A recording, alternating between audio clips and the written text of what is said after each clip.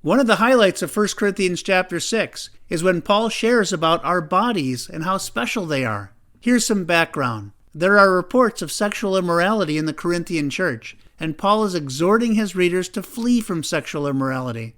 Here's what Paul says in 1 Corinthians chapter 6, verses 19 and 20. Or do you not know that your body is the temple of the Holy Spirit, who is in you, whom you have from God, and you are not your own? For you were bought at a price. Therefore glorify God in your body and in your spirit, which are God's. Here are 3 insights regarding our bodies. Insight number 1, our bodies are temples of the Holy Spirit. The Holy Spirit indwells the heart of each believer. Thus our bodies serve as temples of the Holy Spirit. Our bodies are special, and we need to take good care of them and use them for God's special purposes, and to steer clear of anything that fails to line up with God's special purposes, such as sexual immorality. Insight number 2, our bodies belong to God.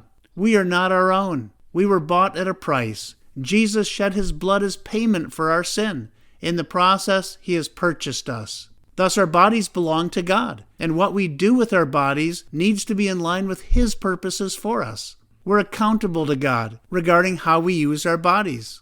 And then insight number 3, we're called to glorify God in our bodies. Since we belong to God, our bodies are to be used for his purposes, to bring him glory.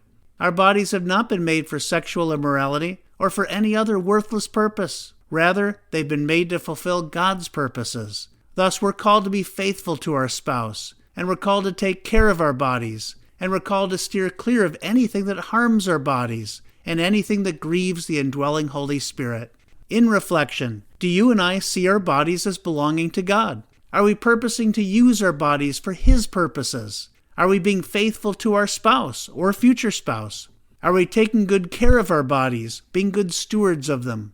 And are we steering clear of anything that may grieve the indwelling Holy Spirit?